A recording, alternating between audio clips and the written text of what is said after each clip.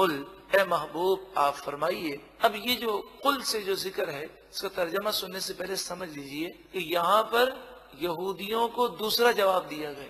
پہلا جواب تو یہ دیا گیا یہ کہتے ہیں توریت کے علاوہ کسی اور کو نہیں مانیں گے. تو کہا گیا حالانکہ یہ حق ہے، حق ہونے کے باوجود وہ کیوں نہیں مانتے. اور دوسری بات کہ یہ کہتے ہیں ہم توریت پر ایمان رکھتے ہیں. تو اب یہ فرمایا جا رہا ہے کہ تمہارا ایمان تو توریت پر بھی نہیں ہے. اگر تمہارا ایمان توریت پر ہوتا تو تم انبیاء کو شہید نہ کرتے. قل اے محبوب آپ فرمائیے فَلِمَ تَقْتُلُونَ أَنْبِيَاءَ اللَّهِ مِنْ قَبْلُ، اس سے پہلے تم نے انبیاء کو شہید کیوں کیا؟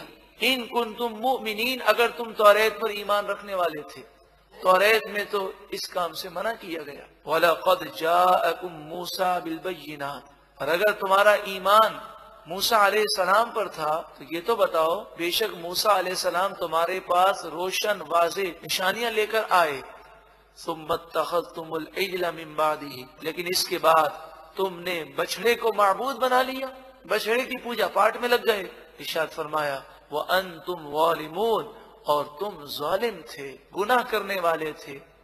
وَإِذْ أَخَذْنَا مِيثَاقَكُمْ، اور یاد کرو جب ہم نے تم سے پکا وعدہ لیا. وَرَفَعْنَا فَوْقَكُمُ الطُّورَ، اور تمہارے اوپر طور پہاڑ کو بلند کیا. پھر تم توریت پر ایمان لائے ہو.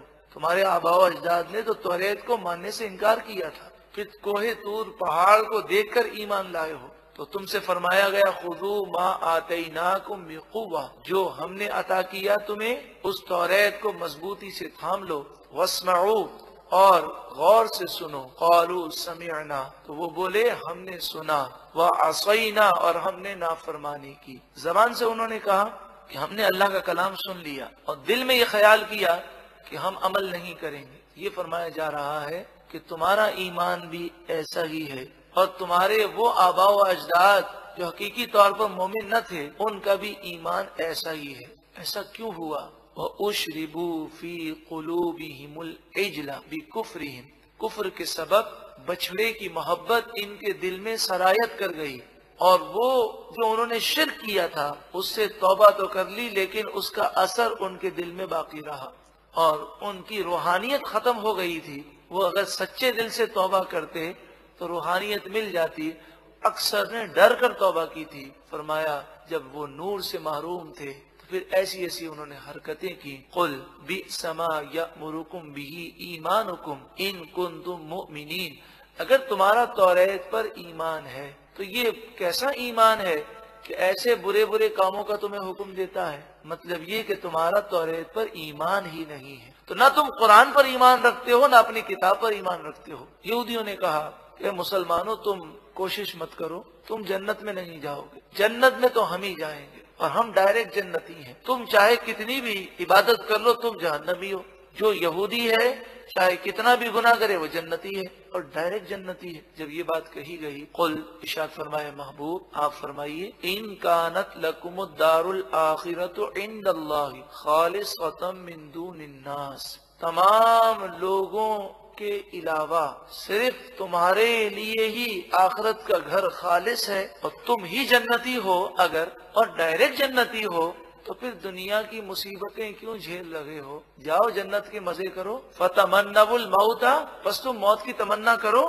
ان کنتم صادقین، اگر تم سچے ہو مانگو موت. موت کی تمنا وہی کر سکتا ہے کہ جسے یہ معلوم ہو کہ میرا ٹھکانہ جنت ہے. ہم مسلمانوں کو یہ عقیدہ ہے کہ کئی ایسے مسلمان ہوں گے جو گناہوں کی وجہ سے جہنم میں جائیں گے، اور کئی ایسے مسلمان ہوں گے کہ گناہوں کی وجہ سے موت کے وقت ان کا ایمان برباد ہو جائے گا. اس لیے کبھی بھی ہم موت کی تمنا نہیں کرتے. ہاں اللہ کے نیک بندوں پر جب اللہ کی محبت غالب آتی ہے تو وہ شہادت کی تمنائیں کرتے ہیں. وہ تمنا میں کوئی حرج نہیں ہے. اور جن حدیثوں میں منع ہے کہ موت کی تمنا نہ کی جائے اس سے مراد ہے مشکلات سے گھبرا کر موت کی تمنا نہ کی جائے. ہاں اللہ کی محبت میں موت کی تمنا کی جائے، جیسے حضرت فاروق اعظم رضی اللہ تعالیٰ عنہ ہر نماز کے بعد یہ دعا کرتے اللہم ارزقنی شہادتا فی سبیلک واجعل موتی فی بلد حبیبک صلی اللہ علیہ وسلم.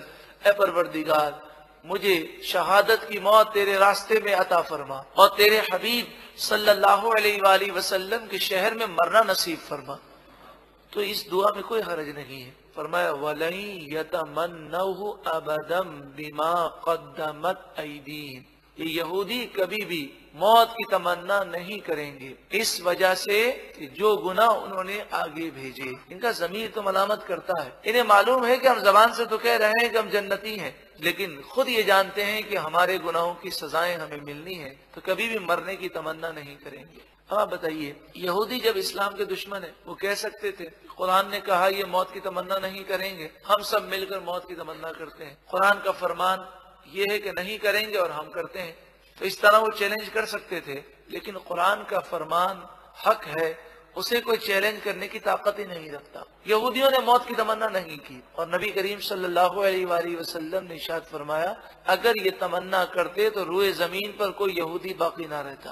واللہ علیم بالظالمین، اور اللہ علیم علم والا ہے، بالظالمین ظالموں کو جاننے والا ہے۔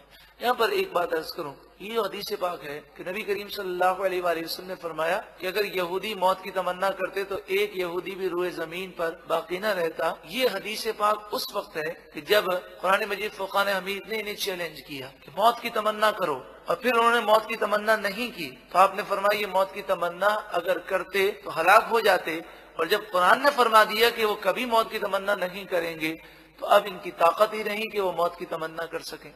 وَلَتَجِدَنَّهُمْ أَحْرَصَ النَّاسِ عَلَى حَيَاةٍ، یہ موت کی تمنا کیا کریں گے؟ اے لوگوں، تم انہیں زندگی کا لالچی اور حریص پاؤ گے، ان کو جینے کی ہوس بہت ہے، عَلَى حَيَاةٍ، حیات کی جینے کی تمنا بہت ہے، وَمِنَ الَّذِينَ أَشْرَكُوا، عام لوگوں سے بھی زیادہ ہوس ہے، بلکہ مشرکوں سے بھی زیادہ ہوس ہے۔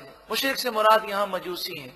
مجوسیوں کی عادت تھی کہ جب بھی کسی سے ملاقات کرتے، جسے ہم کہتے ہیں السلام علیکم، وعلیکم السلام، کیا حال ہے، خیریت سے ہیں، اللہ تعالیٰ کرم فرمائے، یہ ہمارے جملے ہوتے ہیں، لیکن مجوسی جب آپس میں ملتے تو کہتے 1000 برس تو جیے، یہ ایک دوسرے کو اس طرح کہتے 1000 برس تجھے جینا نصیب ہو۔ تو فرمایا مجوسی تو 1000 برس کی تمنا رکھتے ہیں اور ایک دوسرے کو 1000 برس کی دعا دیتے ہیں، یہ یہودی تو اس سے بھی زیادہ جینے کی تمنائیں رکھتے ہیں۔ یود احدہم، ان مشرکوں میں سے، مجوسیوں میں سے ہر ایک یہ تمنا رکھتا ہے لو یعمر 1000 سنہ، کہ انہیں 1000 برس کی زندگی دی جائے۔ اور پھر فرمایا جا رہا ہے وما هو بمزحزحہ من العذاب ان یعمر بالفرض، انہیں اگر 1000 برس کی زندگی مل بھی جائے تب بھی یہ زندگی انہیں اللہ کے عذاب سے تو دور نہیں کر سکتی، مر کر تو اللہ کا عذاب اٹھانا ہی ہے۔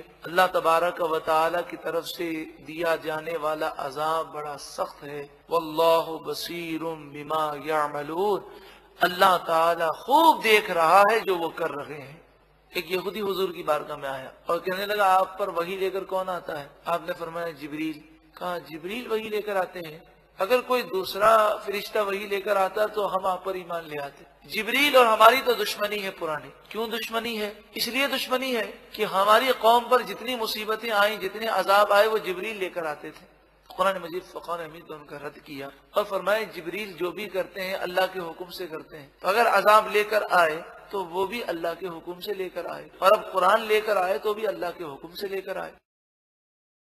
قل، اے محبوب آپ فرمائیے، من کان عدوا لجبریل، جو جبریل کا دشمن ہے وہ غور کرے، فإنہ نزلہ علی قلبک، پس بے شک جبریل علیہ السلام نے قرآن کو نازل کیا آپ کے دل مبارک پر، بإذن اللہ، اللہ کے اذن سے، مصدقا لما بین یدیہ، اور یہ قرآن توریت کی تصدیق کرنے والا ہے، وہدن، اور ہدایت ہے، وبشرا، اور خوشخبری ہے، للمؤمنین، مومنوں کے لیے۔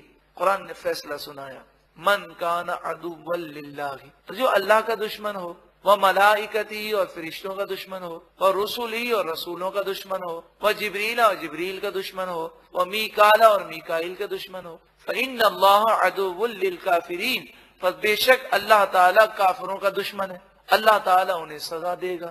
یہاں پر غور کریں اس آیت کریمہ میں، انہوں نے جبریل سے دشمنی کرنے کا دعویٰ کیا اور قرآن نے فرمایا جو کوئی اللہ کا دشمن ہو، فرشتوں کا دشمن ہو، رسولوں کا دشمن ہو، جبریل کا دشمن ہو اور میکائیل کا دشمن ہو، مفسرین فرماتے ہیں اس سے معلوم یہ ہوتا ہے جو ایک فرشتے کا دشمن ہے وہ گویا کہ نہ اللہ کو ماننے والا ہے، نہ رسولوں کو ماننے والا ہے، نہ کسی فرشتے کو ماننے والا ہے۔ کوئی ایک فرشتے کی توہین کرنے والا بھی کافر ہے، کسی ایک نبی کی توہین کرنے والا بھی کافر ہے۔ سب پر ایمان لانا اور سب کی تعظیم ہم پر لازم ہے۔